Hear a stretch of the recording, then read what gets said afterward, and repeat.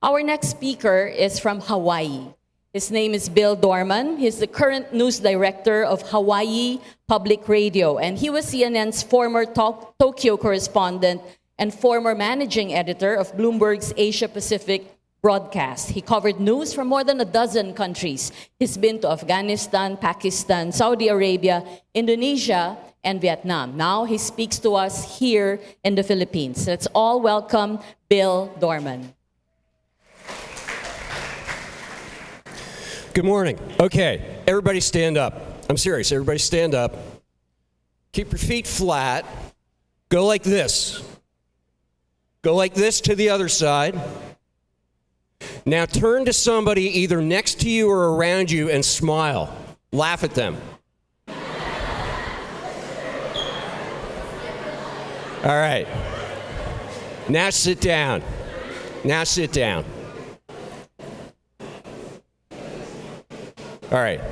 Anybody feel a little better? All right. That's a little aloha. Aloha is a very important concept and spirit that comes from Hawaii. And after what happened in Tacloban, we had an event in Honolulu we called Aloha for the Philippines, and raised more than $1.5 million, which I am curious as to where that money went and how that money followed. So, I'd like to also, by the way, say thank you to all our friends at Rappler. What a great group. Maria, I've had the privilege to know for a number of years, and I just think it's great that what you guys are putting together here. And also great, another friend for years, Kelly Arena at the Global Center for Journalism and Democracy, also doing great work. And thank you for having me along as part of this ride. So now comes to the point where you say, okay, so what's this white guy from Hawaii going to be telling us about corruption money in a place where you live and work? Well, I'll tell you just a couple of things. On some themes that I want to cover, different ways of looking at corruption. Corruption is a big word. It's a word that I know that you're familiar with here in this country, but it's something that also has aspects of history, aspects of looking around the world at how other people deal with this, and aspects as you look at your future, the future of your country, most importantly, but also your futures individually as journalists, as you find stories, as you pursue stories, and as you seek the truth, which is what we're all about. My first experience personally with corruption in a post-disaster situation was here. This is Peshawar, Pakistan, where I lived for nearly a year in the late 1980s. And at that point, it was home to more refugees than anywhere else in the world. The last couple of days looking around, I've seen some familiar signs of people that were there. UNHCR, Oxfam, NGOs, other countries, a lot of other UN agencies as well. And corruption takes many forms. At that point, seeing some people who had more money than they should have because they had some local political connections.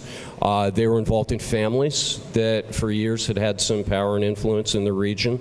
Also in ways that you might not think of as corruption. UNICEF was there. One of the things that UNICEF did as a priority was give immunizations to kids.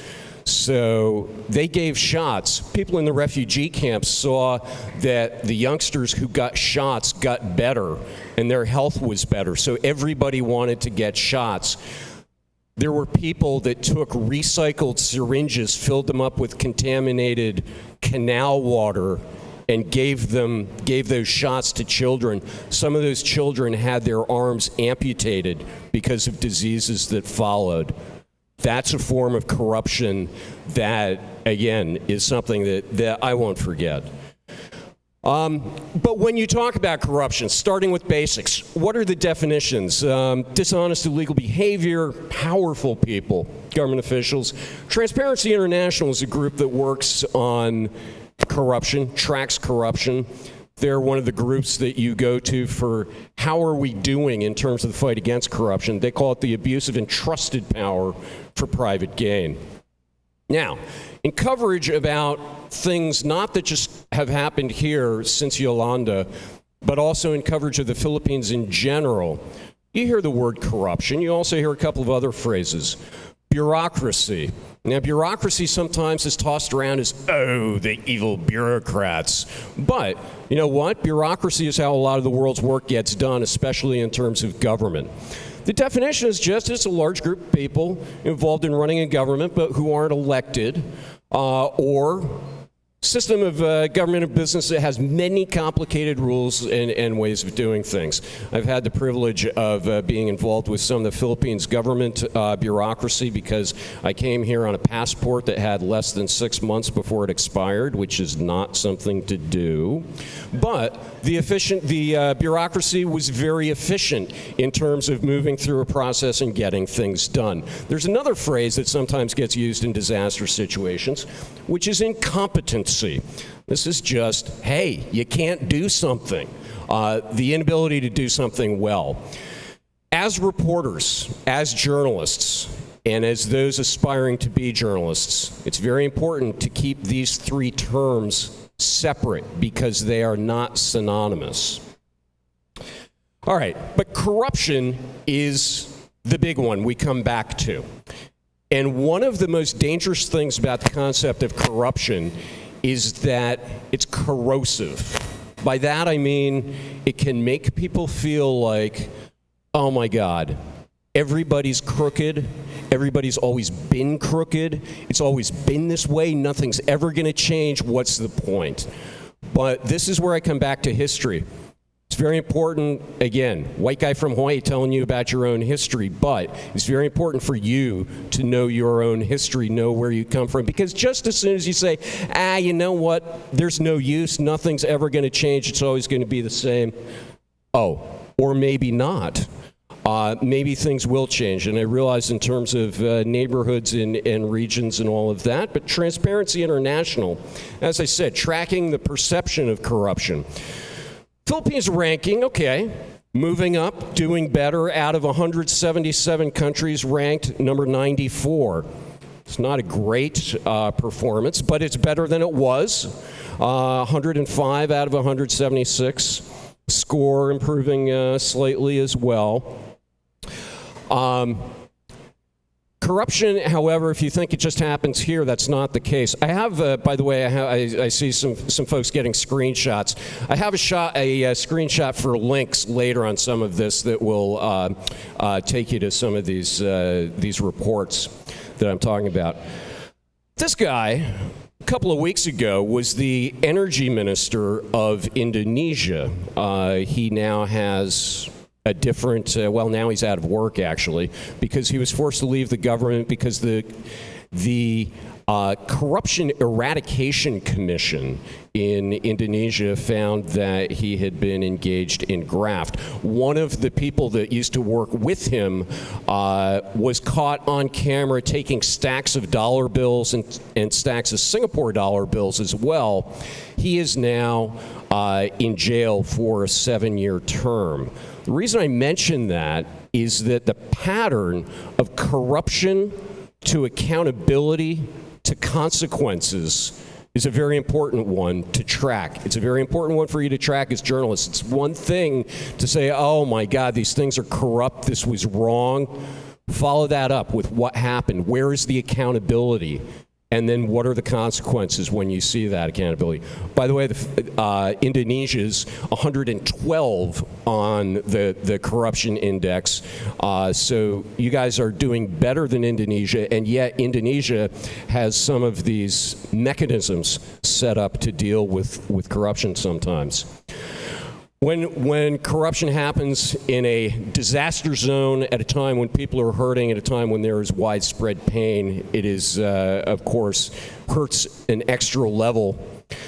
This man used to be the mayor of New Orleans. You're going to hear a little bit more about him later this afternoon. But before the hurricane ever got there, and this is one of the things to bear in mind about post-disaster corruption. You have post-disaster corruption in a situation where you had corruption to begin with. And in New Orleans, prosecutors said that Ray Nagin was his name, the mayor, was running a corrupt organization before Hurricane Katrina came ashore, during the time of the hurricane and immediate recovery, and then afterwards as well. As of last week, he was sentenced to 10 years in prison, and now he's gone away. Again, corruption, accountability, consequences. Now, what about in terms of disaster relief and corruption on a broader scale? People look at this. So the Asian Development Bank, the Organization for Economic Cooperation and Development, Transparency International, have looked at how do you make sure in a situation where you're recovering from disaster, which, by the way, brings some things. It means that, oh my God, here are some things coming in. There's money coming in. There's some supplies coming in. There are, and sometimes tracking that in a chaotic situation is a little bit different than if you're sitting in a comfortable office building and trying to get through a little paperwork. Country ownership, the national government needs to be a key part of this and needs to be committed to that change. Community-driven and participatory processes. Just the federal government alone doing it won't mean anything at all unless the people on the ground are intimately involved every step of the way. Transparency of aid flows. Kelly used a phrase, follow the money. I think Maria may have used that as well. That is a key journalistic phrase that's been around for years, but it still remains every bit as relevant today. When you follow the money, you get a story. And transparency, although this is what we would like to see, sometimes it's easier said than done. Financial safeguards, oversight, monitoring, and evaluation, a way to enforce and handle complaints. These would be ideal. Sometimes you don't get to an ideal situation. So what do you do as a society when you have lawbreakers, but you can't seem to quite nail it? This is a guy from the history of my country. His name's Al Capone. Between the years 1920 and 1933, it was illegal to sell alcohol in the United States. It was illegal to drink. It was illegal to have bars. Al Capone, historians say, made the equivalent of $100 million U.S. during this time, and everybody knew that he was the guy for bootlegging, for liquor importation, for sales. He got arrested not for anything having to do with any of that. He got arrested for tax evasion because that was what the authorities could get him on. Now, my point to you in terms of the parallel in the Philippines is not that you have gangsters like this running around, but in terms of the law. Be aware of what laws are in existence and what laws are used to put people away for doing wrong things. John Gotti, a gangster in New York City again in the 1980s, there was a situation where putting him in prison, there was a law that was specifically aimed at targeting folks like this, the racketeer-influenced corrupt organization law. Again, you guys have your own mechanisms. Now, you have some cases, and I know that, for example, this court has been around since the 1970s. Obviously, between 1970 and 2014, your country has gone through a number of changes. A lot of things have been tossed out. A lot of things have changed. No more U.S. military bases. And that was important enough to put in the Constitution. No foreign military bases at all in the country. You know what else was important enough to think seriously about? To keep this around. That tells me that this is important. And now, of course, you have, with PDAF, you have a particular case that we'll see how this goes. This is an important thing for you to follow. One thing going back, just again, some of the disputes between central government, local governments, that idea of power flow, again, some of the history of your own country in terms of when the local government units, the LGUs, were set up in a reaction to a situation because of the power of the federal government. And again, pendulum swings of power and your own history as well. Now you have a Commission on Audit. And again, I don't need to stand here and come from Hawaii to tell you about this group and to tell you about what they found about the money that we all thought was headed for Tacloban.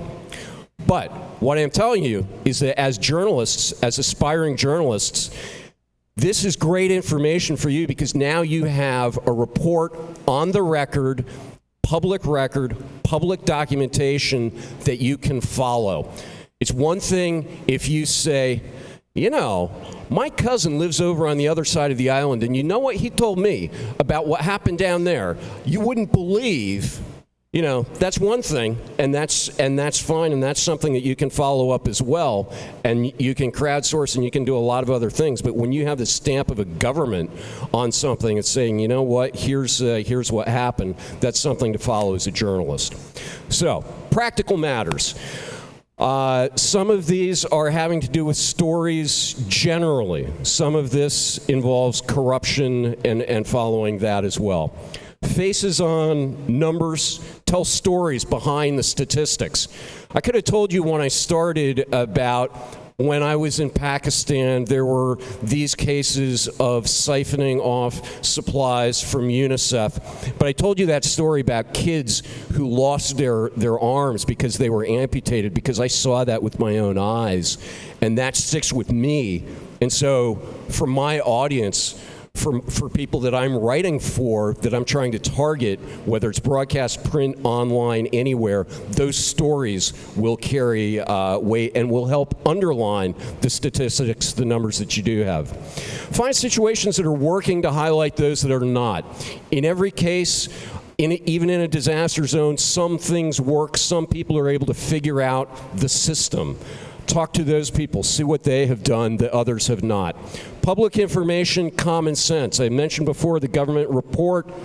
Common sense. By this I mean never, ever, ever forget the basic questions. Why is this? Why is it that we don't have power X number of days after this? Why is it that they have this over here, but they don't have it over here?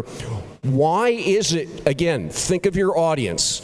Sometimes if you get involved with whether it's bureaucrats, politicians, God bless them, well-meaning people even, will tell you, well, according to paragraph 16 of subsection 4, article C, I cannot do this or that. And it's very easy to get sucked into, well, but my understanding of paragraph 5 of subsection H, you know, that's okay to know that, to have those discussions, but don't forget the basic questions of what you're there and who you're representing, which is your audience. Fixing the problem, fixing the blame can come later. You can get a lot more help if you want to try to work together with people and try to get a problem solved rather than point the blame. You know, when something bad happens, the temptation is always, oh my God, it's somebody's fault. It's, you know, it's Satan, it's Voldemort, it's somebody. You know, sometimes there's not a villain in the case. Also, the reality here in the Philippines, Committee to Protect Journalists, since 1992, this is number 2 in journalist deaths. It's gone down a bit, again, in recent years, merely because Iraq and Syria have gone up. Most of the journalists killed covered politics or corruption. 43% of those killed had corruption as a beat. Be aware, don't be stupid. Be aware, don't let this discourage you, but also keep this in mind. Content and context, 2 things important as a reporter. Again, use a small story with specifics to tell the bigger story of trends. Narrow your focus, concentrate your energy and resources, because you're not going to get every bad situation reported all the time. But focus, make your priorities and go after them. public apathy. This is a big problem in terms of corruption. Again, back to that idea of, oh my God, it's inevitable. It's always happened. It's always going to be that way. No, it is not inevitable. And yes, it can change. And the way that you get there is by small victories, little by little. That's what you do. And when you get them, it also, by the way, lets the authorities know that you are paying attention. That's very important. Know the relevant legal and bureaucratic structure. If you go and talk to somebody, a government official, and you don't know what you're talking about, you're not going to get information. You're not going to serve your audience the way that you can. Do your homework. Understand the basis of political power, realistically where you are, what works, what does not. Island life. By this I mean, no matter what, at the end of the day of a week, you're going to see these people again. Be proud of the job that you're doing as a journalist. Be able to stand behind your work and know that you will see these folks again. Shame is leverage. When real people are suffering because of the abuse of authority, that's a powerful message. That's a powerful thing. And it can, again, help enlighten your audience when you can point that out. Now, this is on more, these are just links to some of what I had talked about in terms of Transparency International, some information about humanitarian aid, and also the Committee to Protect Journalists. Thank you very much for your time and attention, and aloha.